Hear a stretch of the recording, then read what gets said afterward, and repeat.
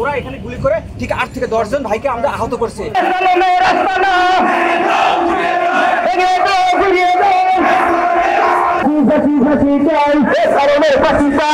এখানে এসে তারা একটা গুলি করলো, গুলি করার পর আমি 2 ইয়ার মাঝখানে বললাম এদিকে ওদিকে, এখন আমি কোথার শিকার হব?